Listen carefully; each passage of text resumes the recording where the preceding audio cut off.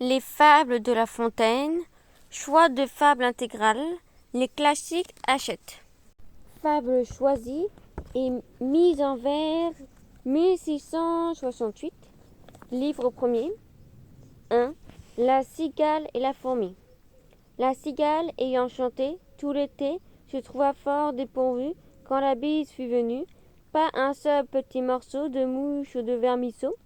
Elle alla crier famine chez la fourmi sa voisine, la priant de lui prêter quelques grains pour subsister jusqu'à la saison nouvelle. Je vous payerai, lui dit-elle avant l'août, foi d'animal, intérêt principal. La fourmi n'est pas prêteuse, c'est là son moindre défaut. Que faisiez-vous en temps chaud dit-elle à cette emprunteuse. Nuit et jour, un temps venant, je chantais, je ne vous déplaise. Vous chantiez, je suis fort aise. Eh bien, dansez maintenant. Le corbeau et le renard. Maître corbeau, sur un arbre perché, tenait en son bec un bon fromage. Maître renard, par l'odeur alléchée, lui tint à peu près ce langage. Eh, bonjour, monsieur du corbeau. Que vous êtes joli, que vous me semblez beau. Sans mentir, si votre ramage se rapporte à votre plumage, vous êtes le phénix des hôtes de ce bois. À ces mots, le corbeau ne se sent pas de joie, et pour montrer sa belle voix, il ouvre un large bec, laisse tomber sa proie. Le renard s'en saisit et dit « Mon bon monsieur, apprenez que tout flatteur vit en dépense de celui qui l'écoute. Cette leçon vaut bien un fromage sans doute. » Le corbeau, honteux et confus, jura, mais un peu tard, qu'il ne lui prenait plus. 5. Le loup et le chien. Un loup n'avait que les os et la peau, tant les chiens faisaient bonne garde. Ce loup rencontre un dogue aussi puissant que beau, grâce, poli, qui était fourvoyé par mégarde. L'attaquer, le mettre en quartier, Sire Loup le fait volontiers. Mais il fallait livrer bataille, et le matin était de taille. À se défendre artisan, le loup donc l'aborde humblement, entre en propos. Il lui fait compliment sur son embonpoint qu'il admire. Il ne tiendra qu'à vous, beau sire, d'être aussi gras que moi, lui répartit le chien. Quittez les bois, vous verrez bien. Vos pareils y sont misérables, cancres, airs et pauvres diables, dont la condition est de mourir de faim. Car quoi, rien d'assuré, point de franche lipée, tout à la pointe de l'épée. Suivez-moi, vous aurez un bien meilleur destin. Le loup reprit. Que me faudra-t-il faire? Presque rien, dit le chien. Donner la chasse aux gens pourtant bâtons et médians. Flatter ce du logis à son maître complaire, moyennant quoi votre salaire sera fort relief de toutes les façons. Hache de poulet, hache de pigeon, sans parler de maintes caresses, le loup déjà se forge une félicité qui le fait pleurer de tendresse. Chemin faisant, il vit le gol du chien pelé. Qu'est-ce que là lui dit-il. Rien, quoi, rien, peu de choses. Mais encore, le collier dont je suis attaché, de ce que vous voyez est peut-être la cause. Attaché dit le loup. Vous ne courez donc pas où vous voulez? Pas toujours. Mais qu'importe. Il importe si bien que tous vos repas, je ne veux en aucune sorte, et ne voudrais pas même à ce prix un trésor. Cela dit, Maître Loup s'enfuit et court encore. L'abbé Face. Jupiter dit un jour que tout ce qui respire s'en vient comparaître au pied de ma grandeur. Si dans son composé quelqu'un trouve à redire, il peut le déclarer sans peur. Je mettrai remède à la chose. Venez, singes, parlez le premier, et pour cause, voyez ces animaux, faites comparaison. De leur beauté avec les vôtres, êtes-vous satisfait? Moi, dit-il, pourquoi non? N'ai-je pas 4 pieds aussi bien que les autres? Mon portrait jusqu'ici ne m'a rien reproché, mais pour mon frère l'ours, on ne l'a qu'ébuché jamais. S'il me veut croire, il ne se fera peindre. L'ours venait là-dessus, on crut qu'il s'allait plaindre. Tout s'en faut de sa forme, il se loua très fort. Clossa sur l'éléphant, dit qu'un pareil accord ajoutait à sa queue, ôté à ses oreilles, que c'était une masque infâme et sans beauté. L'éléphant étant écouté, tout sage qu'il était, dit des choses pareilles. Il jugea qu'à son appétit, Dame Baleine était trop grosse, Dame Fourmi trouva le ciron trop petit. Se croyant pour elle un colosse, Jupin les renvoya donc censurés. Tous, du reste, continrent d'eux. Mais parmi les plus fous, notre espèce excella, car tout ce que nous sommes, lynx, envers nos pareils, et taupe envers nous. Nous nous pardonnons tout en rien aux autres hommes. On se voit d'un autre œil, qu'on ne voit son prochain, le fabricateur souverain.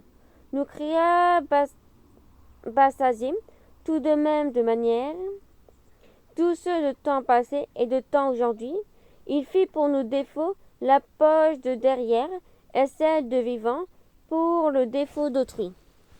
Le rat des villes et le rat des champs.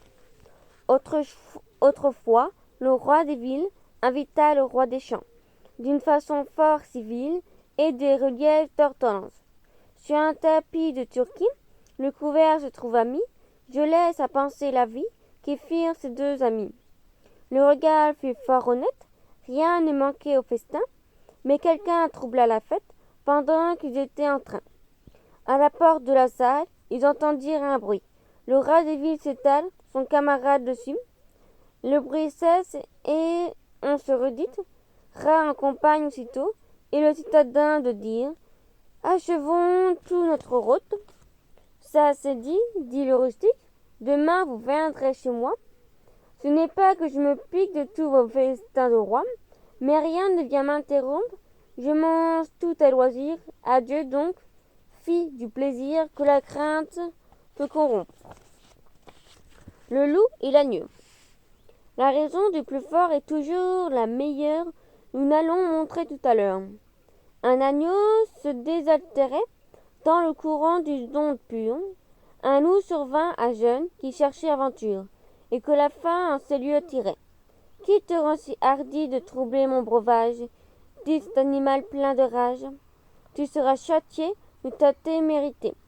Sire, répond l'agneau, que votre majesté ne se mette pas en colère, mais plutôt qu'elle considère que je me vasse désaltérant dans le courant, plus de 20 pas au-dessous d'elle, et que par conséquent, en aucune façon, je ne puis troubler sa boisson.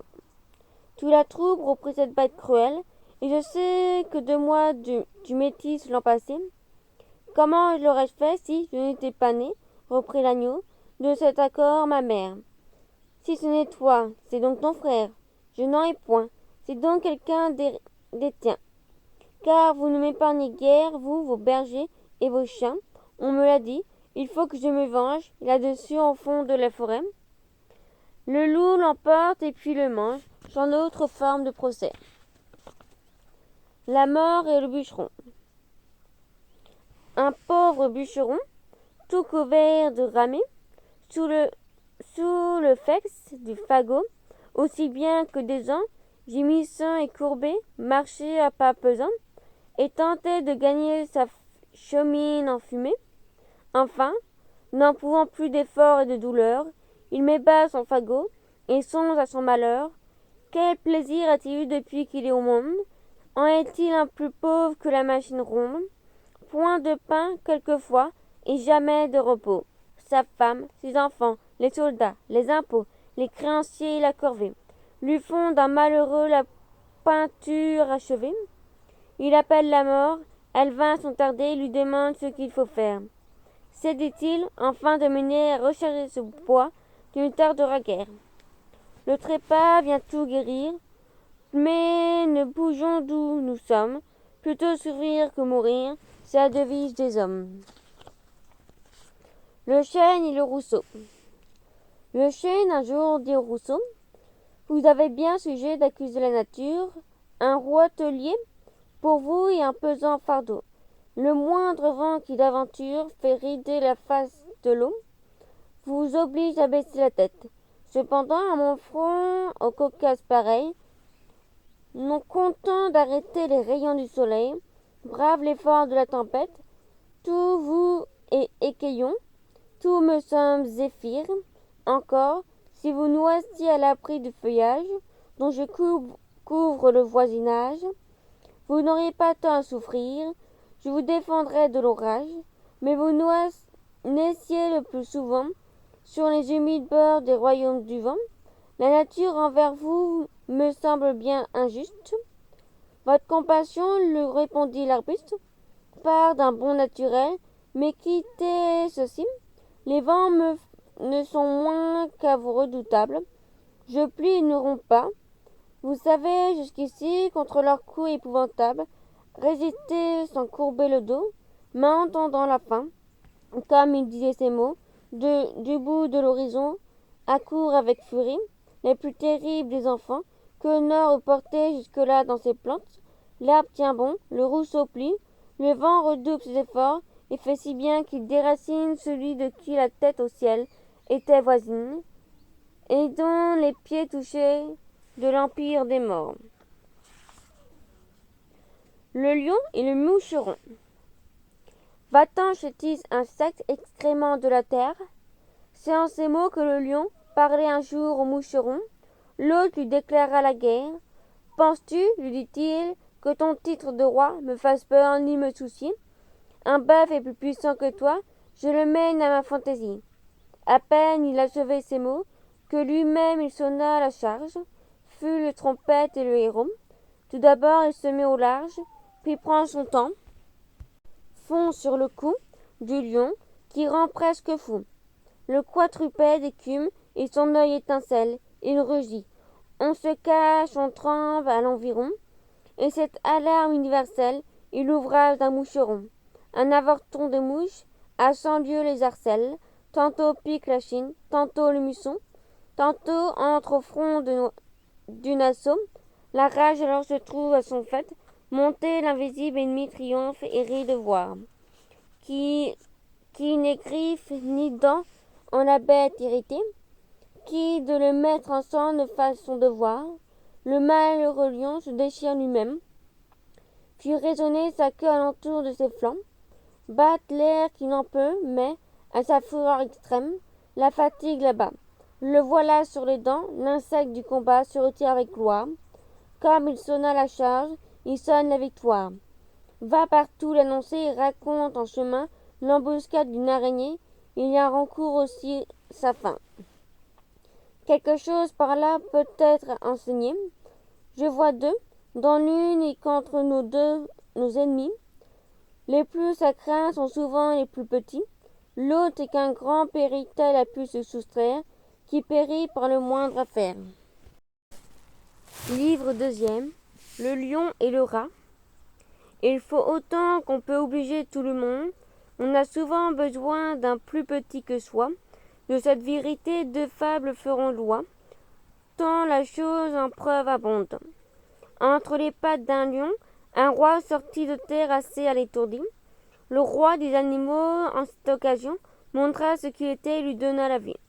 Ce bienfaiteur ne fut pas perdu. Quelqu'un aurait-il jamais cru qu'un lion d'un rat eut à faire? Cependant, il advint qu'au sortir des forêts, ce lion fut pris dans des rets, dont ses rugissements ne le purent défaire. Si rat accourut et fit tant par ses dents, qu'une maille rongie emporta tout l'ouvrage. Patience, à une longueur de temps, font plus que force ni courage. La colombe et la fourmi. Le long d'un clair ruisseau buvait une colombe. Quand sur l'eau se pencha une fourmi, y tombe. Et dans cet océan, l'on y vit la fourmi s'efforcer, mais en vain, de regagner la rive. La colombe aussitôt usa de charité. Le brin d'air dans l'eau pour aller étant jeté, ce fut promontoire où la fourmi arrive et se sauve, et là-dessus passe un certain croquant qui marchait les pieds nus. Ce croquant par hasard avait une arbalète. Dès qu'il voit l'oiseau de Vénus, il le croit à son pot et déjà lui fait fête. Tandis qu'à la tuer, mon villageois s'apprête, la fourmi le pique au talon, le vilain retourne la tête, la colombe l'entend, part et tire le long le souper du croquant avec elle, s'envole, point de pigeon pour une habole. Le coq et le renard.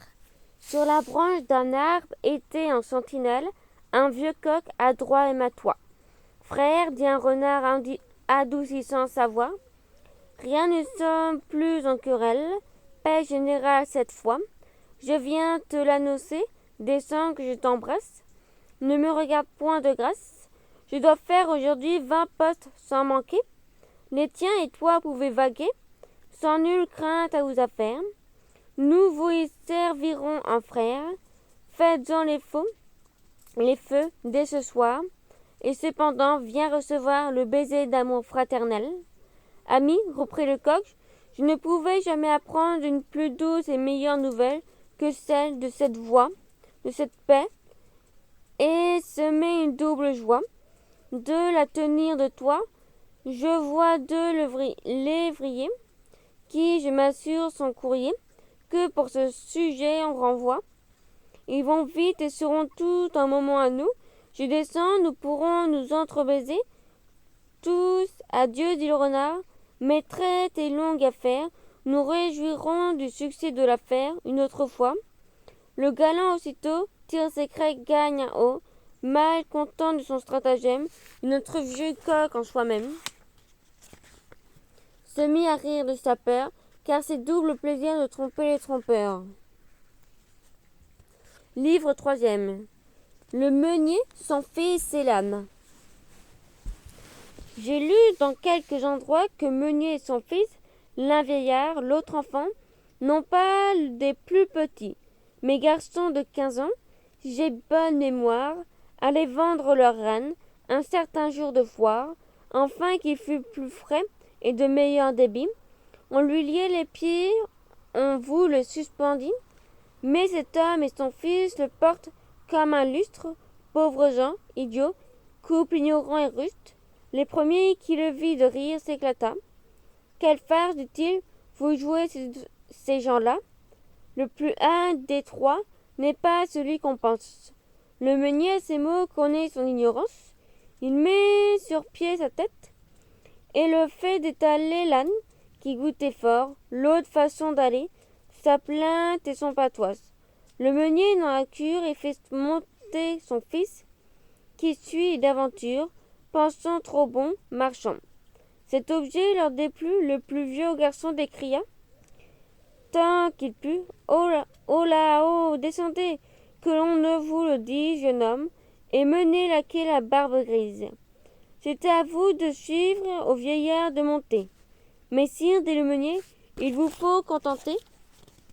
L'enfant met pied à terre, et puis le vieillard monte, et trois filles placent, l'une dit, c'est grande honte qu'il faille voir ainsi clocher ce jeune fils, tandis que ce nigaud, comme un évêque assis, fait le vieux. Sur son âne, il pense être un bon sage. Il n'est, dit le meunier, plus de vœux à mon âge. Passez votre chemin, les filles, et m'en croyez. Après maintes colibètes, coup sur coup renvoyés, l'homme crut avoir tort. Il mit son fils en croupe.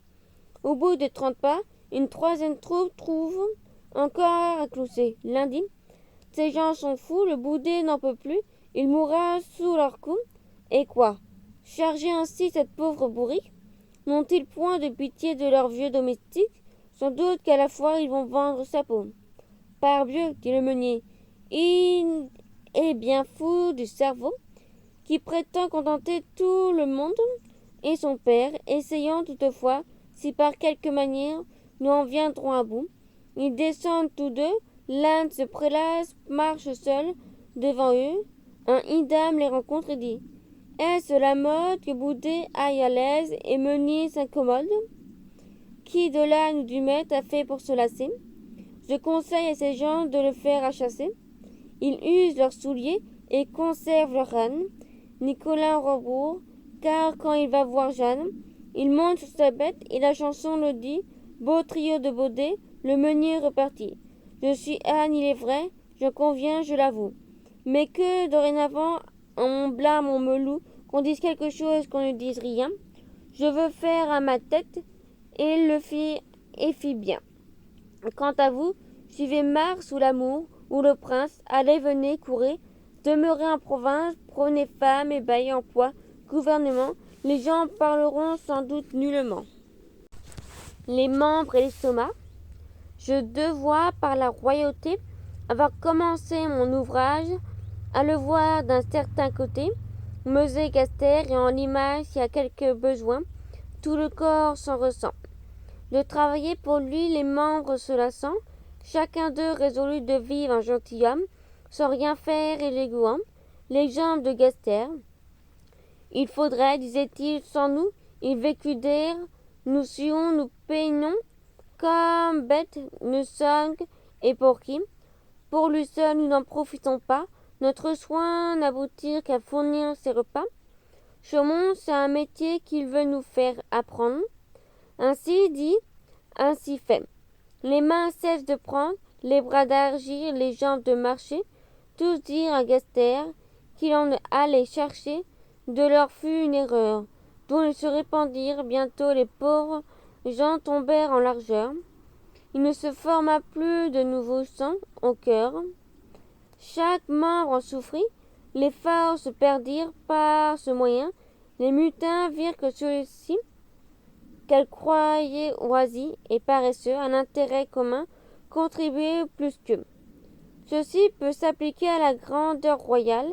Elle reçoit et donne à la chose égale. Tout travail pour elle et réciproquement. Tout dire d'elle l'alimente et fait subsister l'artisan de ses peines. Enrichit le marchand, gaze les magistrats. Maintient le laboureur, donne paix aux soldats. Distribue en son lieu ses grâces souveraines. Entretient seul tout l'État. Ménésium le sut bien dire. La commune s'allait séparer du Sénat. Les mécontents disaient qu'il avait tout l'empire, le pouvoir, les trésors, l'honneur et la dignité, au lieu que tout le mal était de leur côté. Les tributs des impôts, les fatigues de guerre, le peuple hors des murs, étaient déjà postés. La plupart s'en allaient chercher une autre terre, quand Ménéchum leur fit voir, qui était aux membres semblables, et par cet apologue insigne, entre les fables, les ramena dans leur devoir. Les grenouilles qui demandent un roi. Les grenouilles se lavent de l'état démocratique par leur clameur, firent tant que Jupin les soumit au pouvoir monarchique. Il leur tomba du ciel un roi tout pacifique. Le roi fit toutefois un tel bruit en tombant que les gens marécageuses, gens forts, sottes et fort paresseux, s'alla cacher sous les eaux, dans les joncs, dans les roses, dans les trous du marécage, sans oser de long de garder au visage celui qu'elle croyait être un géant nouveau. Or c'était un soliveau, de qui la gravité fit peur, et la première qui, de le voir s'aventurant, usa bien, quitta sa tanière, elle l'approcha, mais en tremblant une autre la suivit. Une autre en fit autant. Ils en vinrent une fourmilière, à leur troupe à la fin se rendit familière, jusqu'à sauter sur l'épaule du roi. Le bon sire le souffre et se tient toujours cool. Jupin en a besoin de cervelle rompue. Donnez-nous, dit ce peuple, un roi qui se remue. Le monarque de Dieu leur envoie une crue, qui les croque, qui les tue, qui les gobe à son plaisir. Et Grenouille de se plaindre, et Jupin de leur dire: et quoi? Vous désirez à ces lois, croit-on nous astreindre? Vous avez dû premièrement garder votre gouvernement, mais ne l'ayant pas fait, il vous devait suffire, et votre premier roi fut débonnaire et doux. De celui-ci, contentez-vous de peur d'en rencontrer un pire. Le renard et le bouc. Capitaine Renard allait de compagnie avec son ami Bouc, des plus hauts d'un cornet. Celui-ci ne voyait pas plus loin que son nez. L'autre était pas ses maîtres et en fait des tromperies. La soif les obligea de descendre dans un puits. Là, chacun d'eux se désaltère. Après qu'un vendement tous ceux en eurent pris, le renard dit au bouc: Que ferons-nous, compère? Je n'ai pas tout de boire, il faut sortir d'ici. Lève les pieds en haut, et tes cornes aussi. Mets-les contre le mur le long de ton déchin. Je grimperai premièrement, puis sur tes cornes mets le vent. À l'aide de cette machine, de ces lieux d'ici je sortirai. Après quoi je t'en tirerai. Par ma barbe, dit l'autre, il est bon, et je loue les gens bien sensés comme toi. Je n'aurais jamais, quant à moi, trouvé ce secret, je l'avoue. Le renard sort du puits, laisse son compagnon, et vous lui fait un bon serment, pour l'exorber à patience. Si le ciel te dit-il donner par excellence autant de jugement que de barbe au menton, tu n'aurais pas la légère descendue dans ce puits. Or, adieu, j'en suis hors tâche de t'en tirer, et fais tous tes efforts, car pour moi, je suis certain d'affaires qui ne me permettent pas d'arrêter en chemin. Et en toute chose, il faut considérer la fin. Le lion devenu vieux. Le lion, terreur des forêts, chargé de dents et pleurant son antique prouesse, fut enfin attaqué par ses propres sujets, devenu fort par sa faiblesse. Un cheval s'approchant lui donna un coup de pied, le loup un coup de dent, le bœuf un coup de corne, le malheureux lion, languissant, triste et morne, peut à peine rugir par l'âge estropié. Il attendait son destin sans faire aucune plainte, qu'en voyant l'aide même à son antre à courir. Ah, c'est trop utile, je voulais bien mourir, mais c'est mourir 2 fois que souffrir des atteintes. Livre 4e. Le lion amoureux à Mademoiselle de Sévignette. Sévigné, de qui les attraits, servant en grâce des modèles, et qui naquit toute belle, à votre indifférence près, pourriez-vous être favorable au jeu innocent d'une fable, et voir sans vous épouvanter un lion qu'amour sut dompter, amour et un étrange maître, heureux qui peut ne les connaître que par récit qui nie ses coups, quand on en parle devant vous. Si la vérité vous offense, la fable au moins se peut s'offrir. Celui-ci prend bien l'assurance de venir à vos pieds, s'offrir par zèle et par reconnaissance. Du temps que les bêtes parlaient, des lions entre eux volaient. Être admis dans notre alliance, pourquoi non, puisqu'à leur agence valait le nôtre, en ces temps-là, ayant courage, intelligence et belle outre, cela voici comment il s'en alla. Un lion du haut parentage, en passant par un certain pré, rencontra berger à son gré. Il la demande en mariage. Le père aurait fort souhaité quelque gendre un peu moins terrible. La donner lui semblait bien dure. La refuser n'était pas sûr. Même un refus fait possible qu'on vit quelques beaux matins un mariage clandestin, car outre que toute manière, la belle était pour les gens fiers, fille se coiffe volontiers, d'amoureux à longue crinière.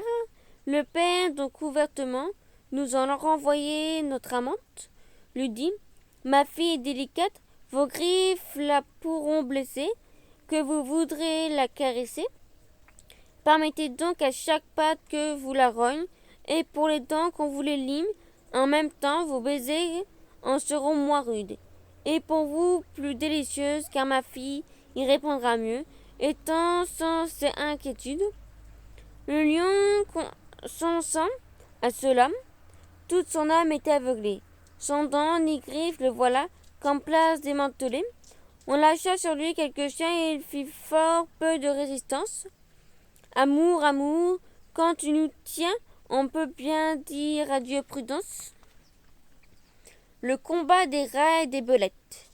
La nation des belettes, non plus que celle des chats, ne veut aucun bien aux rats, et sans la porte étroite de leur habitation, l'animal à longues chenilles en ferait, je m'imagine, de grandes destructions. Or, une certaine année, qu'il en était un foisson, leur roi, nommé Ratapon, mit en campagne une armée, les belettes de leur part, déployèrent l'étendard. Si l'on croit la renommée, la victoire balança, plus d'un guéret s'engraissa, du sang de plus d'une bande, mais la perte les plus grandes tomba presque en deux en tout endroit. Sur le peuple souriquois, sa déroute fut entière. Quoi que pût faire Artapax, Pixcarapax, Marie d'Arpax, qui, tout couverts de poussière, sentirent assez longtemps les efforts des combattants, leur résistance fut vaine, il fallut céder au sort, chacun s'enfiait au plus fort. Tant soldats que capitaines, les princes prirent tous la racaille dans ses trous, trouva sa retraite prête, se sauva sans grand travail, mais les seigneurs sur la tête, ayant chacun un plumet, des cornes ou des aigrettes, soit comme marque d'honneur, soit enfin que les belettes en conçussent plus de peur. Cela causa leur malheur, trou ni fonce ni crevasse ne fut large assez pour eux. Au lieu de la populace, extrait dans les moindres creux, la principale jonchée fut donc les principaux rats. Une tête embanachée n'est pas petit embarras, et trop superbe équipage peut souvent, un passage causer du retardement. Les petits en toute affaire équivaut fort aisément. Le renard et le buste. Les grands, pour la plupart, sont masques de théâtre. Leur apparence s'impose aux vulgaires idolâtres. L'âne n'en sait juger que par ce qu'il en voit. Le renard, au contraire, à fond les examine, les tourne dans tous sens, et quand il s'aperçoit que leur fait n'est que bonne mine, il leur applique un mot qu'un buste de héros lui fit dire fort à propos. C'était un buste creux et plus grand que nature, le renard en louant l'effort de la sépulture. La bête tête, dit-il, mais la cervelle pointe. Combien de grands seigneurs s'embusent à ce point. Le loup, la chèvre et le chevreau. La bique allant remplir la traite, sa traînant mamelle, et paître l'herbe nouvelle, ferma sa porte au laquais, non sans dire à son piquet, gardez-vous sur votre vie d'ouvrir quand on ne vous dit, pour enseigner un mot de guet, point de loup et de sa race. Comme elle disait ces mots, le loup de fortune passe et les recueille à propos. On le regarde dans sa mémoire, la bique, comme on peut croire, n'avait pas vu le glouton. Dès que la voix partit, il contrefait son ton, et d'une voix pépelard, il demande qu'on ouvre en disant « Foin du loup », et croyant entrer tout d'un coup, le biquet soupçonneux par la fente regarda. « Montrez-moi patte blanche, ou je n'ouvrirai point. » S'écria-t-il d'abord. Pas blanche et un point, chez les loups, comme on sait rarement aux usages. Celui-ci, fort surpris d'entendre ce langage, comme il était venu s'en retourner chez soi. Où serait le biquet s'il eût ajouté foi? Un mot de guet que de fortune, notre loup avait entendu. Deux sûretés valant mieux qu'une, et le trop de cela ne fut jamais perdu. Parole de Socrate.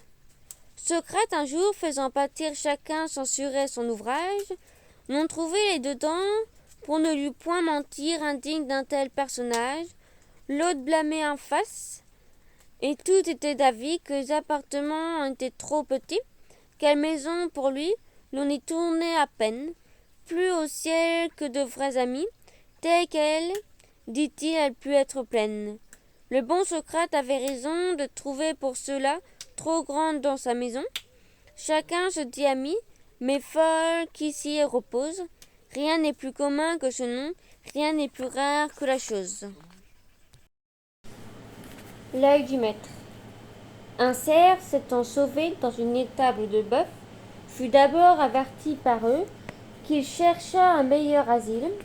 Mes frères, leur dit-il, ne me décelez pas, je vous enseignerai les bâtisses les plus grasses. Ce service peut vous quelque être utile, et n'en aurez point regret. Les bœufs, à toute fin, promirent le secret. Ils se cachent en un coin, respirent et prennent courage. Sur le soir, on rapporte herbes fraîches et fourrage, comme l'on faisait tous les jours.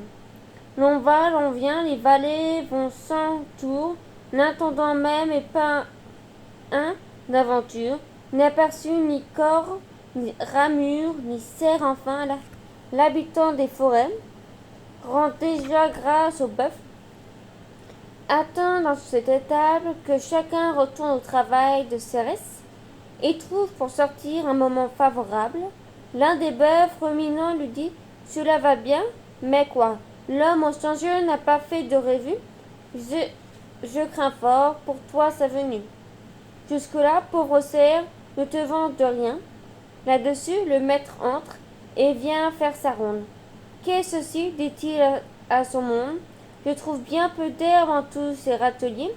Cette litière est vieille. Allez vite au grenier. Je veux voir désormais vos bêtes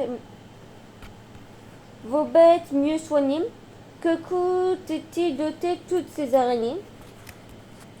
Ne saurait-on ranger ses jongles et ses colliers? Et en regardant à tout, il voit une autre tête que celle qu'il voyait d'ordinaire en ce lieu. Le cerf est reconnu, chacun prend un épieu, chacun donne un coup à la bête. Ses larmes ne sauraient le sauver du trépas. On l'emporte et on le sale et en fait maint repas, dont maint voisin s'éjouit d'être. Phèdre, sur ce sujet d'effort et l'agament, il n'est pas voir que l'œil du maître. Quant à moi, je mettrai à cœur encore l'œil de l'amant. Livre 5e. Le pot de terre et le pot de fer. Le pot de terre proposa au pot de terre un voyage. Celui-ci s'en excusa, disant qu'il ferait que sage de garder le coin du feu, car il lui fallait si peu que la moindre chose de son débris serait cause. Il n'en reviendrait morceau. Pour vous, dit-il, dans la peau est plus dure que la mienne, je ne vois rien qui vous tienne. Nous vous mettrons à couvert, répartit le pot de fer. Si quelque matière dure vous menace d'aventure, entre deux je passerai et du coup vous sauverai. Cette offre le persuada. Pot de fer, son camarade, se met à droite à ses côtés. Mes gens s'en vont à 3 pieds, clopant comme ils peuvent, l'un contre l'autre jetés, au moindre qu'ils trouvent. Le pot de terre en souffre, il n'en peut faire 100 pas, que par son compagnon il fut mis en éclat, sans qu'il eût lieu de se plaindre. Si nous associons qu'avec nos égaux, ou bien il nous faudra craindre le destin d'un de ces pots. Le laboureur et ses enfants. Travailler, prôner de la peine, c'est le fond qui manque le moins. Un riche laboureur, sentant sa mort prochaine, fit venir ses enfants, leur parla sans témoin. Gardez-vous, leur dit-il, de vendre l'héritage que nous ont laissé nos parents. Un trésor est caché dedans. Je ne sais pas l'endroit, mais un peu de courage vous le fera trouver. Vous en viendrez à bout. Remuez votre champ dès qu'on aura fait l'outre. Creusez, fouillez, bêchez, ne laissez nulle place où la maison ne passe et repasse. Le père mort, le fils vous retourne le champ, de ça, de là, partout, si bien qu'au bout de l'an, il en rapporta davantage. D'argent, point de cachet, mais le père fut sage de leur montrer qu'avant sa mort, que le travail est un trésor. Les médecins. Le médecin, tant pis, avait fait voir un malade, que visiter ainsi son confrère, tant mieux. Ces derniers espéraient croire, quoique son camarade soutint que le disait. Irait voir ses yeux. Tous deux s'étant trouvés différents pour la cure, leur malade paya le tribut de nature. Après qu'on ses conseils, tant pis eût été cru, et triomphait encore sur cette maladie. L'un disait, il est mort, je l'avais bien prévu. S'il m'eût cru, disait l'autre, il serait plein de vie. La poule aux œufs d'or. L'avarice perd en volant tout gagner. Je ne veux pour le témoigner que celui dont la poule, à ce qui dit la fable, pondait tous les jours un œuf d'or. Il crut que dans son corps on avait un trésor. Il se tua, l'ouvrit, et la trouva semblable à celle dont les œufs ne lui rapportaient rien. S'étant lui-même ôté le plus beau de son bien. Belle leçon pour les gens riches. Pendant ces derniers temps, combien a-t-on vu qui de soir à matin sont pauvres devenus pour vouloir trop être riche. Le serpent et la lime. On conte qu'un serpent voisin d'un horloger, c'était pour horloger un mauvais voisinage, entra dans sa boutique et cherchant à manger, n'y rencontra pour tout potage qu'une lime d'acier qui se mit à rincer. Cette lime lui dit, sans se mettre en colère: pauvre ignorant, que prétends-tu faire? Tu te prends au plus dur que toi, petit serpent à tête folle, plutôt que d'emporter de moi seulement le quart d'une abole, te romprai toutes les dents, et je ne crains que celle du temps. Ceci s'adresse à vous, esprit du dernier ordre, qui n'étant pas en rien, cherchez surtout à mordre, vous tourmentez vivement. Croyez-vous que vos dents impriment leur outrage sur tant de beaux ouvrages? Ils sont pour tous des reins d'acier, de diamant. Livre 6e.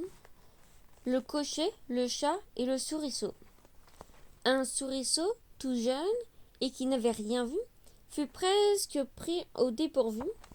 Voici comme il conta l'aventure à sa mère. J'avais franchi les monts qui bornent cet état, et trotté comme un jeune rat qui cherchait à se donner carrière, lorsque deux animaux m'ont arrêté les yeux, l'un doux, bénin et gracieux, et l'autre turbulent et plein d'inquiétude.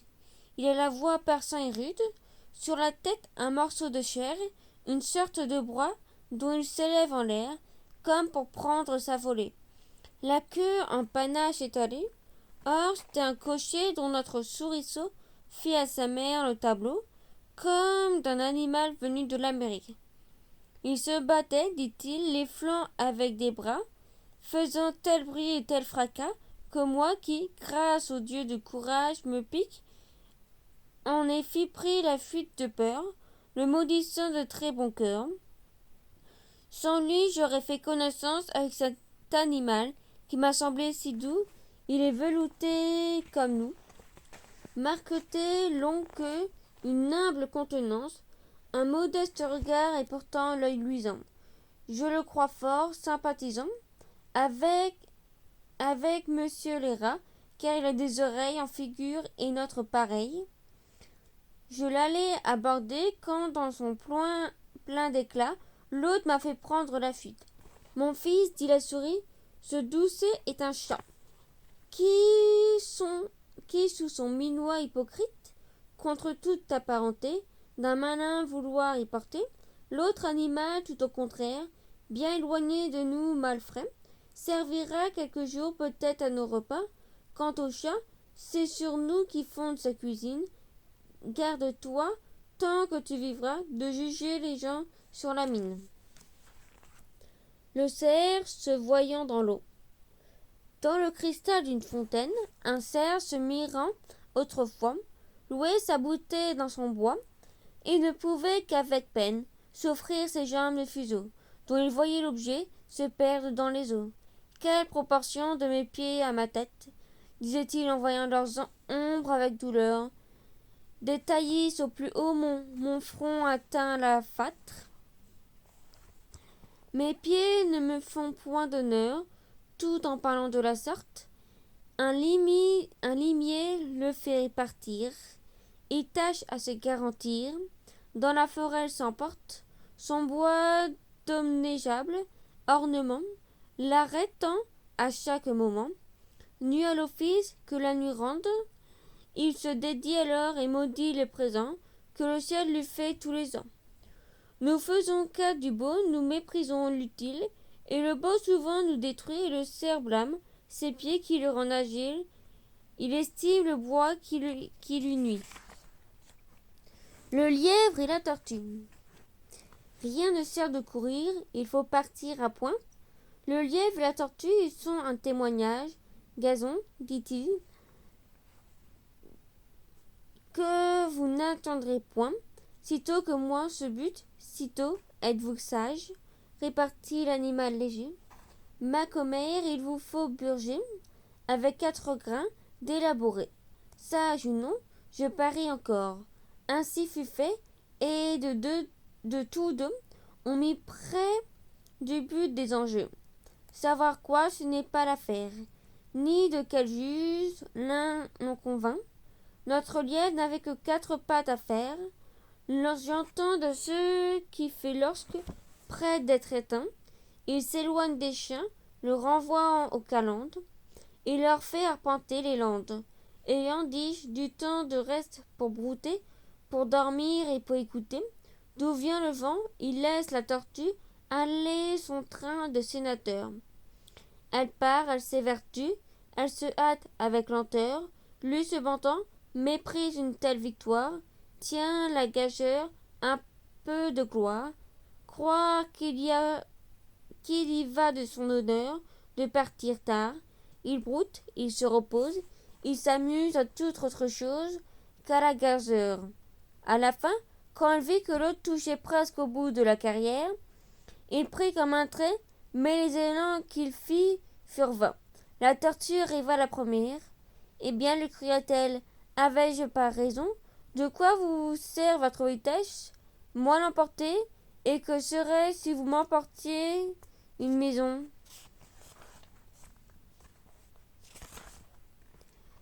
Le chien qui lâche sa proie. Chacun se trompe ici-bas. On voit courir après l'ombre tant de fous qu'on n'en sait pas.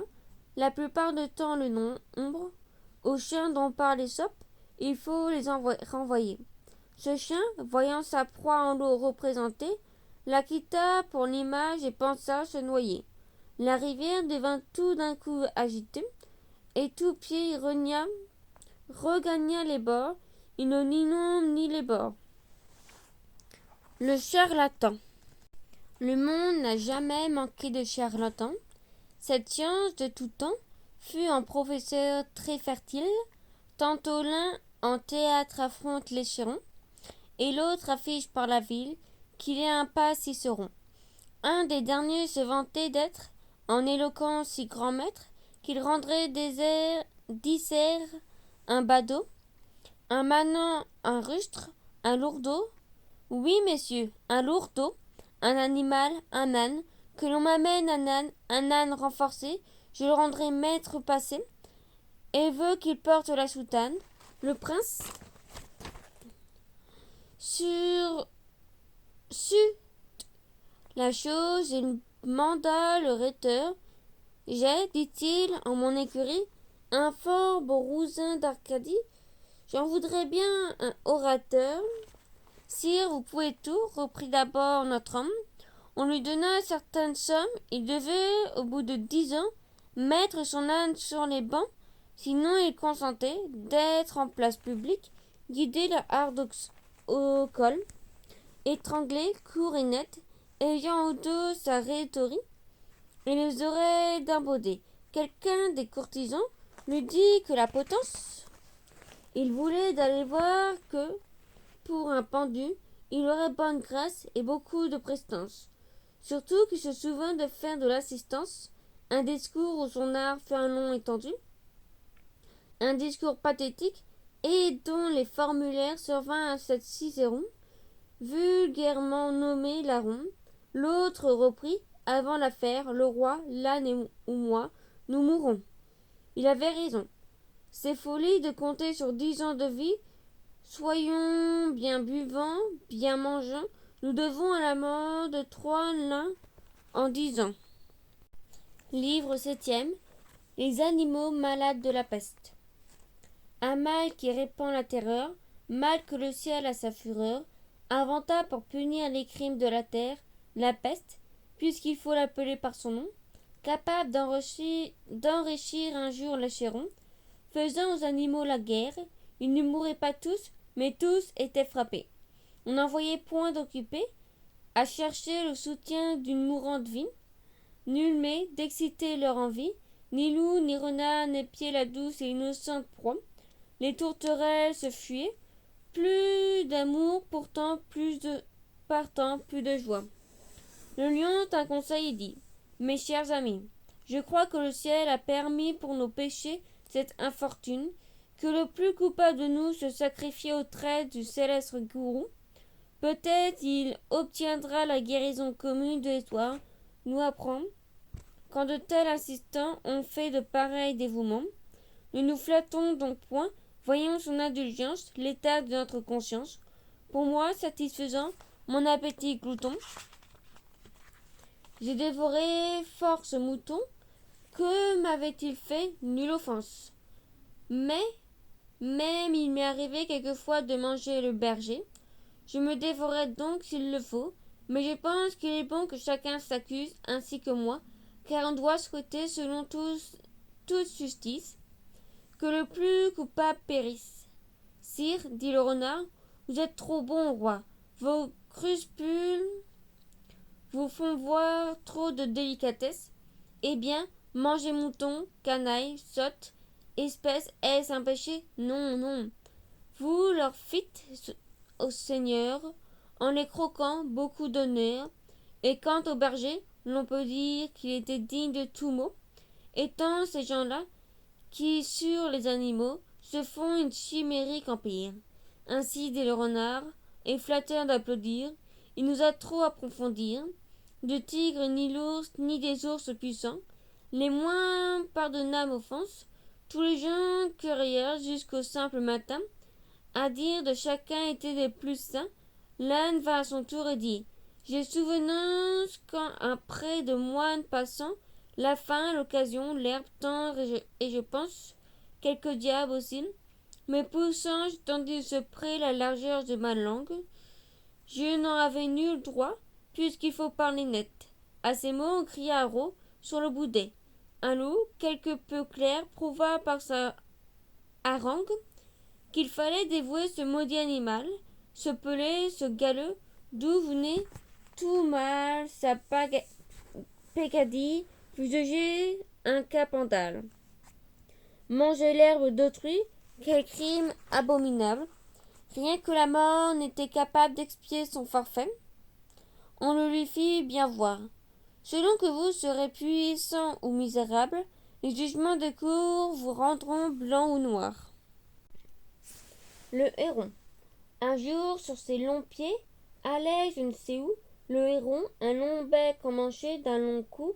Il côtoyait une rivière, longue et très transparente, ainsi qu'au plus beau jour, ma commère de carpe y faisait 1000 tours, avec le brochet son compère.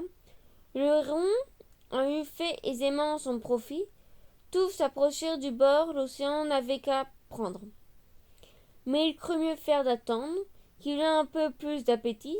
Il vivait de régime et mangeait à ses heures. Après quelques moments, l'appétit vint. L'oiseau, s'approchant du bord, vit sur l'eau des tanges qui sortaient du fond de ses demeures. L'aimer ne lui plut pas, il s'attendait à mieux. Il montrait un goût dédaigneux, comme le rat du bon Horace. Moi des tanches, dit-il, moi héron, que je fasse une si pauvre chair, et pour qui me prend-on? La tanche réputée y trouva du gonjon. Du gonjon, c'est bien là le dîner d'un héron. J'ouvrirai pour si peu le bec, au Dieu de ne plaise. Il ouvrit pour bien moins, tout un an de façon, il ne vit plus aucun poisson. La faim le prit, il fut tout heureux et tout aise de raconter un limaçon. La fille. Certaines filles un peu trop fières prétendaient trouver un mari, jeune, bien fait et beau, d'agréables manières, point froide et point jaloux, doté ces deux points-ci. Cette fille voulait aussi qu'il eût du bien, de la naissance, de l'esprit, enfin tout. Mais qui peut tout avoir? Le destin se montra soigneux de le pouvoir. Il vient des partis d'impartance. La belle les trouva trop chétifs de moitié. Quoi? Moi? Quoi? Ces gens-là? L'on redoute, je pense, à moi les proposer. Hélas, ils font pitié. Voyez un peu la belle espèce. L'un n'avait en l'esprit nulle délicatesse, l'autre avait le nez fait de cette façon-là. C'était ceci, c'était cela, c'était tout, car les précieuses font dessus tout en dédaigneuses. Après le bon parti, les médiocres gens vinrent se mettre dans les rangs. Elle de se moquer. Ah, vraiment, je suis bonne de leur ouvrir la porte. Ils pensent que je suis fort en peine de ma personne. Grâce à Dieu, je passe la nuit sans chagrin, quoiqu'en solitude. La belle se sut gré de tous ses sentiments. L'âge la fit déchoir. Adieu tous les amants. Un an se passe et deux avec inquiétude. Le chagrin va ensuite. Elle sent chaque jour déloguer quelques risques, quelques jeux, puis l'amour. Puis ses traits choqués déplaire. Puis son sort de phare. Ses soins ne purent faire qu'elle échappa au temps et ainsi ignorant les ruines d'une maison. Ce peuvent réparer qu'il n'eut ses avantages pour les ruines du visage. Sa préciosité change alors le langage, son miroir usé. Prenez vite à Marie. Je ne sais quel désir le lui disait aussi. Le désir peut loger chez une précieuse. Celle-ci fait un choix qu'on n'aurait jamais cru, se trouvant à la fin toute aise et toute heureuse de rencontrer un malotru. Le cocher et la mouche. Dans un chemin montant, sablonneux, malaissé, de tous les côtés au soleil exposé, 6 forts chevaux tiraient un coche. Femmes, moines, vieillards, tout était descendu. L'attelage fouet, soublé, était rendu. Une mouche survint et des chevaux s'approchent, prétend les animer par son bourdonnement. Pique l'un, pique l'autre et pense à tout moment qu'elle faille aller la machine, s'assuit sur le timon, sur le nez du cocher.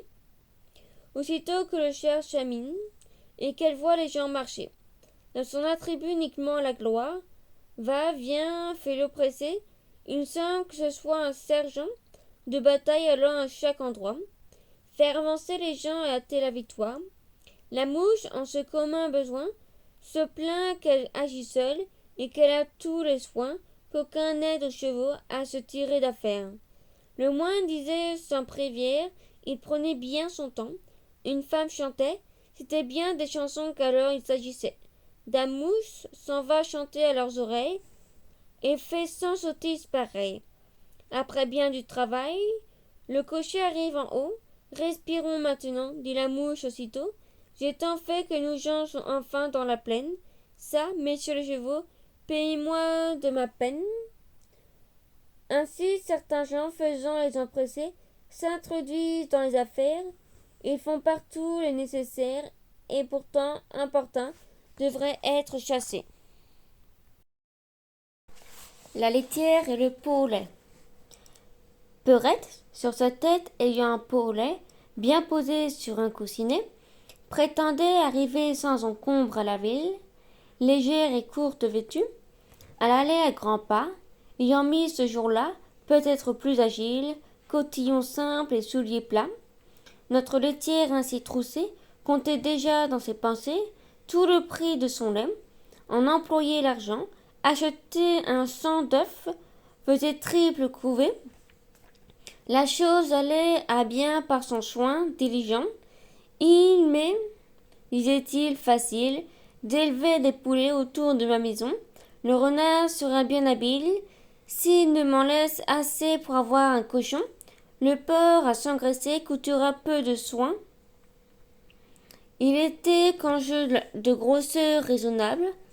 J'aurai le revendant de l'argent bel et bon, et qui m'empêchera de mettre à notre étable, vu le prix dont il est une vache et son veau, que je verrai sauter au milieu du troupeau. Perrette là-dessus saute aussi transportée.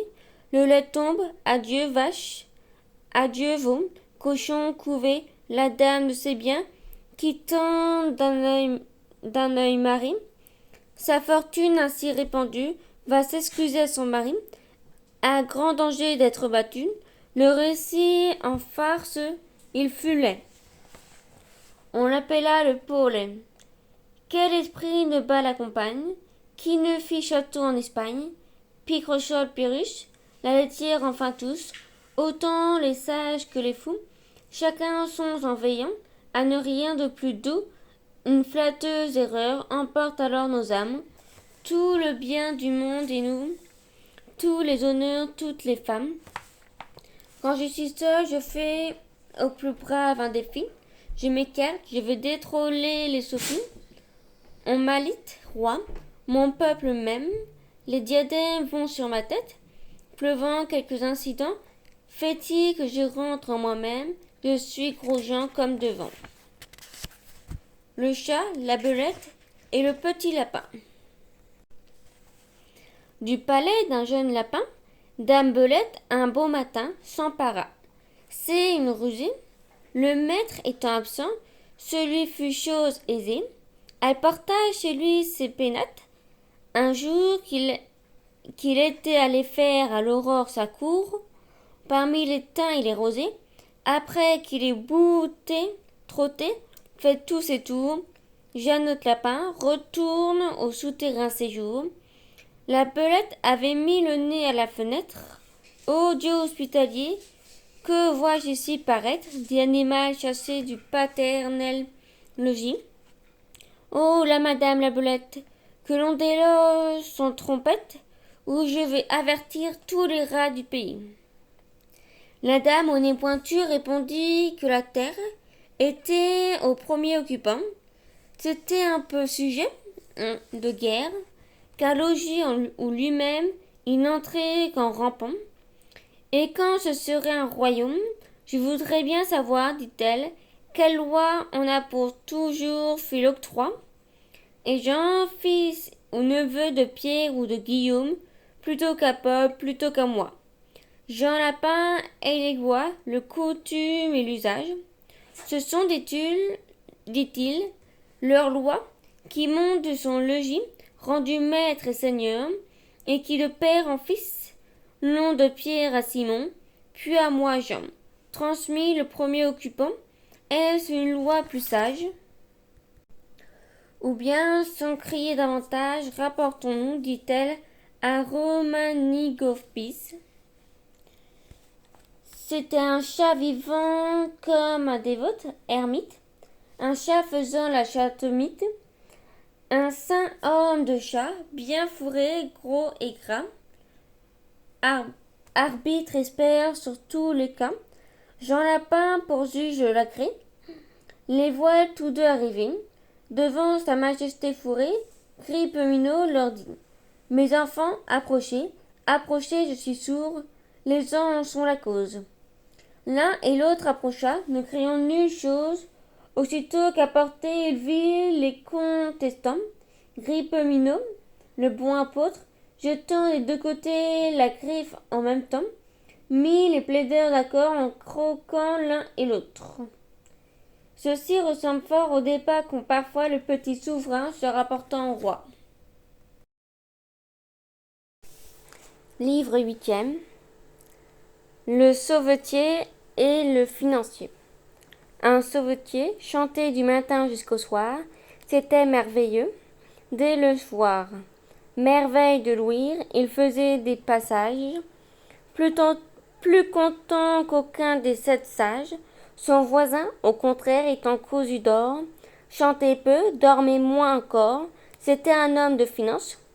Sire, sur le point du jour, parfois il somnolait. Le savetier, alors en chantant l'éveillait, et le financier se plaignait que les soins de la providence n'osent pas au marché fait vendre le dormir.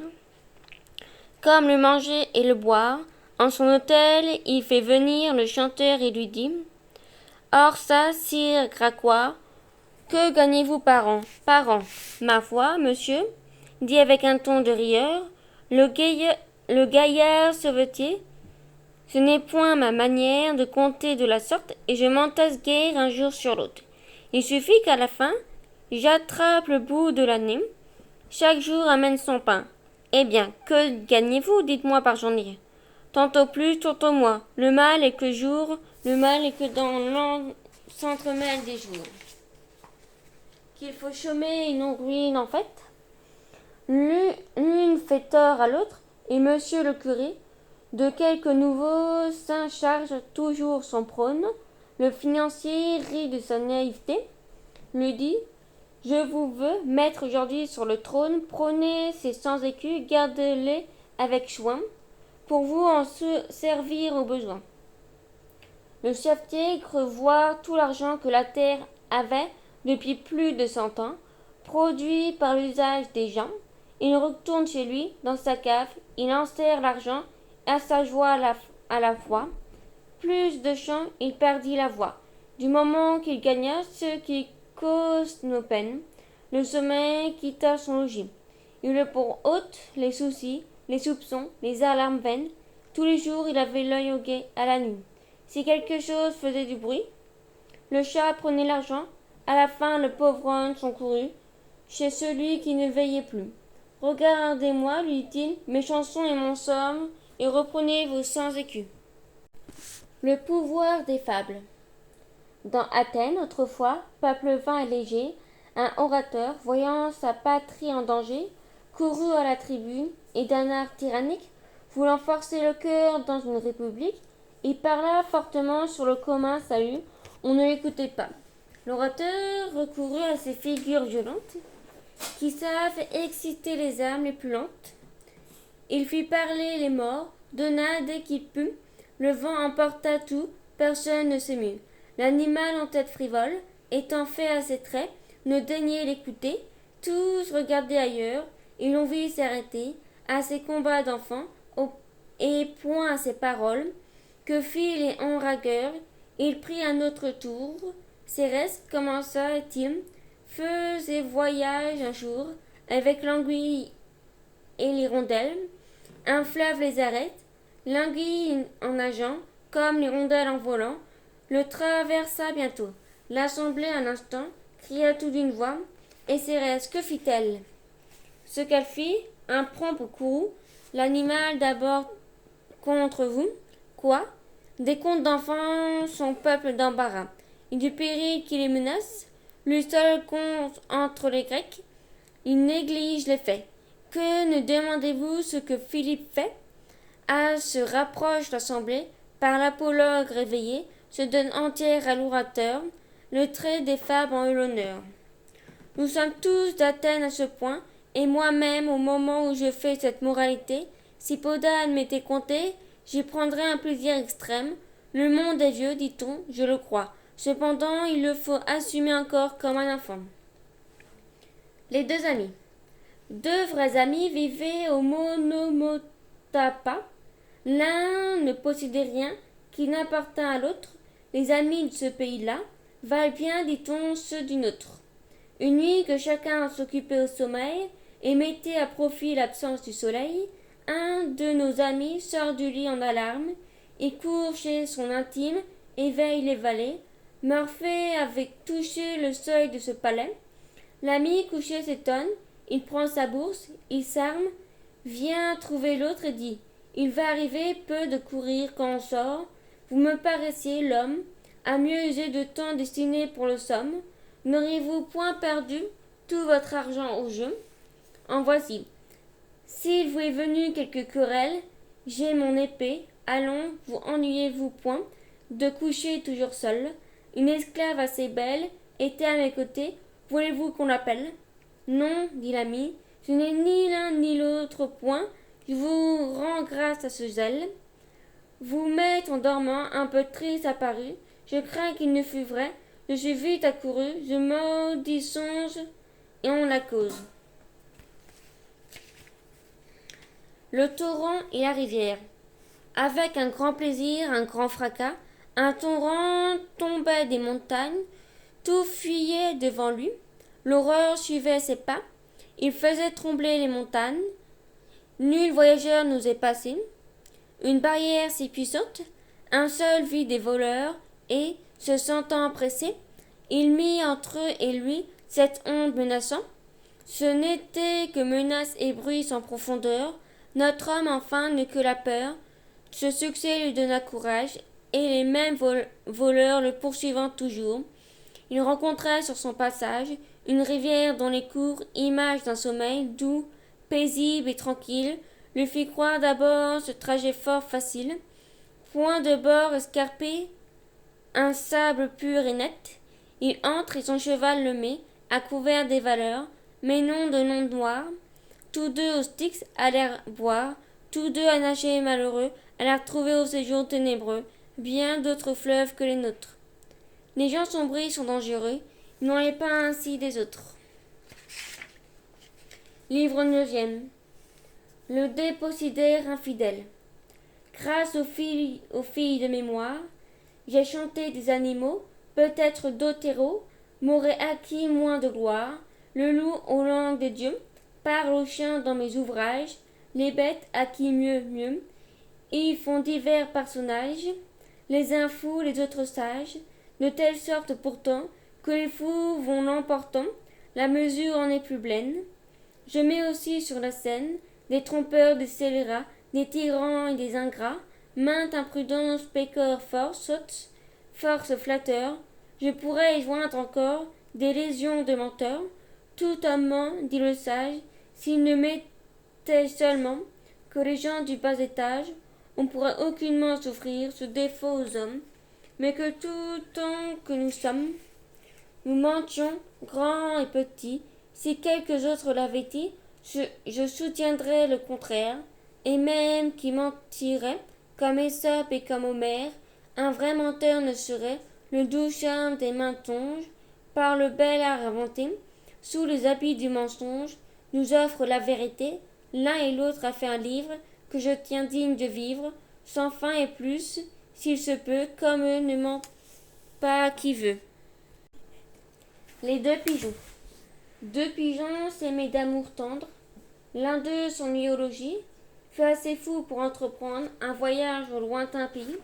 L'autre lui dit: qu'allez-vous faire? Voulez-vous quitter votre frère? L'absence est le plus grand des maux, non pas pour vous cruels, au moins que les travaux, les dangers, les soins du voyage changent un peu votre courage. Encore si la saison s'avançait davantage, attendez les zéphyrs qui vous pressent. Un corbeau tout à l'heure annonçait malheur à quelques oiseaux. Je ne songerai plus que rencontre funeste, que faucon, que réseau. Hélas, dirais-je, il pleut. Mon frère a-t-il tout ce qu'il veut? Bon souper, bon gîte, et le reste? Ce discours ébranla le cœur de notre imprudent voyageur, mais les désirs de voir et l'humeur inquiète l'emportèrent enfin. Ils dirent: ne pleurez point, 3 jours au plus rendront mon âme satisfaite. Je reviendrai d'un peu conter de point au point mes aventures à mes frères. Je les désignerai, quiconque ne voit guère n'a guère à dire aussi. Mon voyage dépeint vous sera d'un plaisir extrême. Je dirai: j'étais là, telle chose m'est vint. Vous y croirez être vous-même. À ces mots, en pleurant, ils se dirent adieu. Le voyageur s'éloigne et voilà qu'un nuage l'oblige de chercher retraite à quelques lieues. Un seul arbre s'offrit, tel encore que l'orage, maltraitant le pigeon en dépit du feuillage. L'air devenu serein, il part tout morfondu, sage du mieux qu'il peut son corps changer de pluie. Dans un champ à l'écart voit du blé répandu, voit un pigeon auprès. Cela lui donne envie. Il y vole, il y prit. Ce blé couvrait d'un lacs les menteurs et traîtres à pas. Le lacs était usé, si bien que, de son aile, de ses pieds, de son bec, l'oiseau le rompt enfin. Quelques plumes y périt, et l'épée du destin fut qu'un certain vautour et le cerf cruel vit notre malheureux qui, traînant la ficelle et les morceaux de lacs qu'il avait attrapés, semblait un forgeat échappé. Le vautour s'en allait, le lier, quand des nus font à son tour un aigle aux ailes étendues. Le pigeon profita du conflit des voleurs, s'envola, s'abattit auprès d'une maressure, crut pour ce coup que ses malheurs finiraient par cette aventure. Mais un fripon d'enfant, cet âge sans pitié, prit sa fronte et du coup tua plus d'à moitié la volatile malheureuse, que maudissant sa curiosité, traînant l'aile en tirant le pied. Demi-mort et demi-boiteur, droit au logis s'en retourna, que bien que mal, elle arriva sans autre aventure fâcheuse. Voilà nos gens rejoints et se laissent à juger de combien de plaisir ils payèrent leur peine. le statuaire et la statue de Jupiter. Un bloc de marbre était si beau qu'un statuaire en fit l'omblette. Quand fera-t-il bon ciseau? Sera-t-il Dieu, table ou cuvette? Il sera Dieu, mais je veux qu'il ait en sa main un tonnerre. Tremblez main, faites tes vœux, voilà le maître de la terre. L'artisan exprima si bien le caractère de l'idole qu'on trouva qu'il ne manquait rien à Jupiter que la parole. Même l'on dit que l'ouvrier eut à peine achevé l'image qu'on le vit frémir le premier et redouter son propre ouvrage. À la faiblesse du sculpteur, le poète autrefois n'en dut guère, des dieux dont il fut l'inventeur, craignant la haine et la colère. Il était enfant aussi. Les enfants n'ont l'âme occupée que du continuel souci qu'on ne fâche point leur poupée. Le cœur, c'est aisément l'esprit, de cette source et de son dûme. L'erreur païenne qui se vit chez tant de peuples répandus. Ils embrassaient violemment les intérêts de leur chimère. Pygmalion devint amant de la Vénus dont il fut père. Chacun tourne en réalité autant qu'il peut ses propres songes. L'homme est de glace en vérité, il est de feu pour les mensonges. L'huître et les plaideurs. Un jour, deux pèlerins sur le sable rencontrant une huître que les flots y avaient d'apporter, ils l'avalèrent des yeux du doigt et ils se la montrèrent. À l'égard de la dent, il fallut contester. L'un se baissait déjà pour ramasser la proie, l'autre le pousse et dit: il est bon de savoir qui de nous en aura la joie. Celui qui le premier put l'apercevoir en sera le gobeur, l'autre le verra faire. Si par là l'on juge l'affaire, reprit son compagnon, j'ai l'œil bon, Dieu merci. Je n'ai pas mauvaise aussi, dit l'autre, et je l'ai vu avant vous sur ma vie. Eh bien, vous l'avez vu, et moi je l'ai senti. Pendant tout ce bon incident, Perrin tendit arrive, ils le prennent pour juge. Perrin, fort gravement, ouvre l'huître et la gruse. Nos deux messieurs le regardèrent. Ce repas fait, il dit d'un ton de président: tenez, la cour vous donne à chacun une écaille, sans dépense, et qu'en paie chacun chez soi s'en aille. Mettez ce qu'il en coûte à plaisir d'aujourd'hui, comptez ce qu'il en reste beaucoup de famille. Vous verrez que Perrin tire l'argent à l'huile et ne laisse au plaideur que le sac et les quilles. Livre 10e. La tortue et les deux canards. Une tortue était à la tête légère, qui lâche de son trou voulut voir le pays. Volontiers on fait cas d'une terre étrangère. Volontiers gens boiteux, aisant le logis. Deux canards à qui la commère communiqua ce beau dessein, de dire qu'ils avaient de quoi la satisfaire. Et voyez-vous ce large chemin, nous vous voiturerons par l'air en Amérique. Vous verrez maintes républiques, maintes royaumes, maintes peuples, et vous profiterez des différentes mœurs que vous remarquerez. Ulysse en fit autant. On ne s'attendait guère de voir Ulysse à cette affaire. La tortue écouta la proposition. Marché fait. Les oiseaux forgèrent une machine pour transporter la pèlerine. Dans la gueule à travers, on lui passe un béton. Serrez bien, dit-il, gardez de lâcher prise. Puis chaque canard prend ce bâton par un bout. La tortue enlevée et s'étonne partout de voir aller à sa guise l'animal lent à sa maison, justement au milieu de l'un et l'autre oison. Miracle, crie-t-on, venez voir dans les nues passer la reine des tortues. La reine, vraiment oui, je le suis en effet. Ne vous en moquez point, elle eût beaucoup mieux fait de passer son chemin sans dire aucune chose, car lâchant le bâton, en desserrant les dents, elle tombe, elle crève, aux pieds des regardants, son indiscrétion de sa paire furent cause. Discours à monsieur le duc de la Rochefoucauld. Je me suis souvent dit, voyant de quelle sorte l'homme agit, et qu'il se comporte à 1000 occasions comme les animaux, le roi de ces gens-là n'a pas moins de défauts que des sujets à la nature, a mis dans chaque créature quelques grains d'une masse au puits des esprits. J'entends les esprits cœurs et mérites de matière, je vais prouver ce que je dis. À l'heure de l'affût, soit lorsque la lumière précipite ses traits dans l'humide séjour, soit lorsque le soleil rentre dans sa carrière, et que, n'étant plus nuit, il n'est pas encore jour. Au bord de quelque bois, sur un arbre je grimpe, et, nouveau Jupiter, du haut de cet Olympe, je foudroie à discrétion un lapin qui n'y pensait guère. Je vois fuir aussitôt toute la nation, des lapins qui sur la bruyère, l'œil éveillé, l'oreille aux aguets, s'égayaient et le teint parfumait leur banquet. Le bruit d'un coup fait que la bande s'en va chercher sa sûreté dans la souterraine cité, mais le danger s'oublie, et cette peur si grande s'évanouit bientôt. Je revois les lapins, plus gais qu'auparavant, revenir sous mes mains. Le marchand, le gentilhomme, le pâtre et le fils du roi.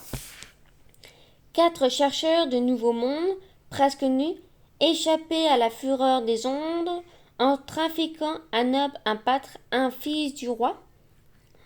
Rédit aux sœurs de Bélisère, demander aux passants de quoi pouvoir soulager leur misère, de raconter quels sorts les avaient assemblés, quoi que soient divers points. Tous 4 ils furent nés, c'est un récit de longue haleine. Ils s'assirent enfin au bord d'une fontaine. Là, le conseil se tint entre les pauvres gens. Le prince étendit sur le malheur des grands. Le pâtre fut d'avis qu'éloignant le pensée de leur aventure passée, chacun fit de son mieux, en s'appliqua au soin de pouvoir aux communes besoins.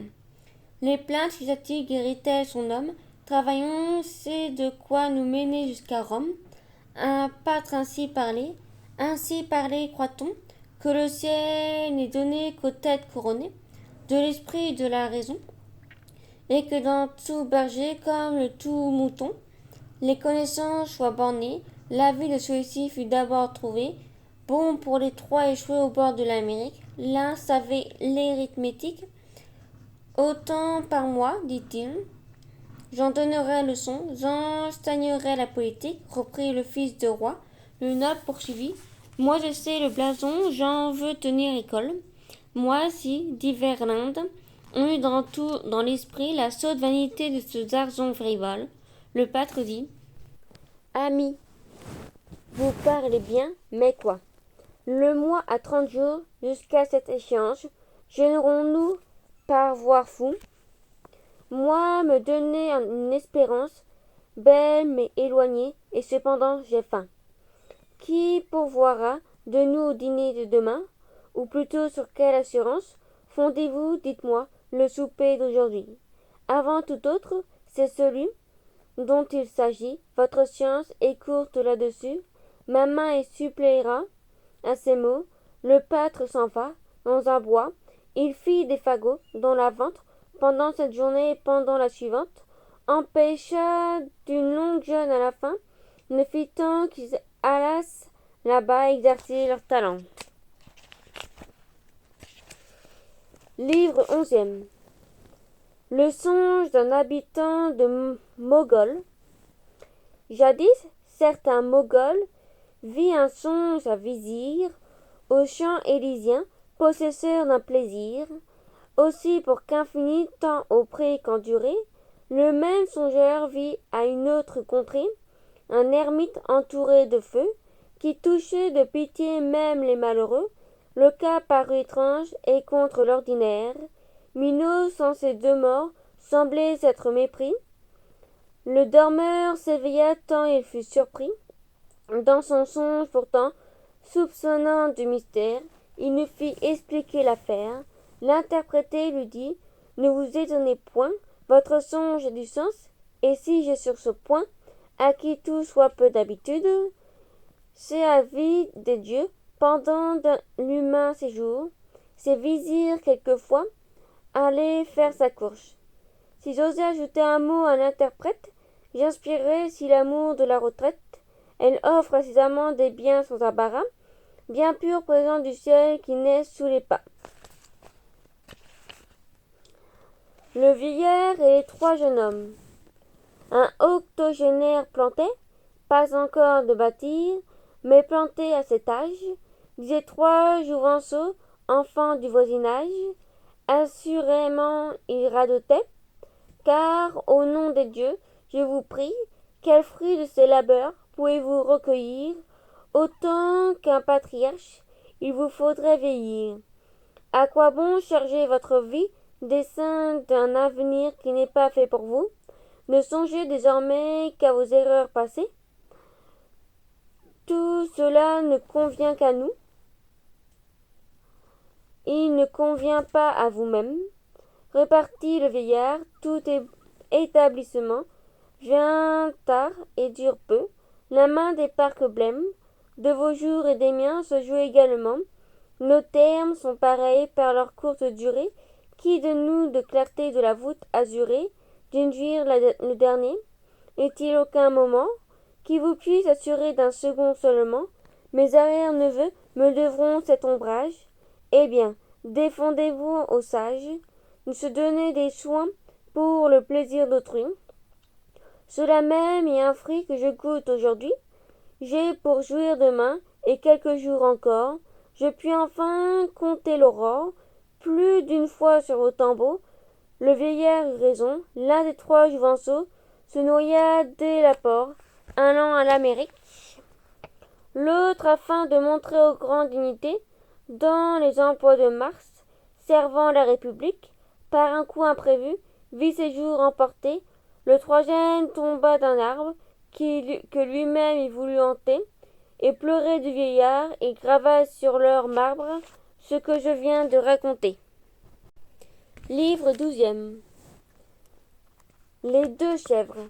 Dès que les chèvres ont brouté, certain esprit de liberté leur fait chercher fortune, elles vont en voyage vers les endroits de pâturage les moins fréquentés des humains.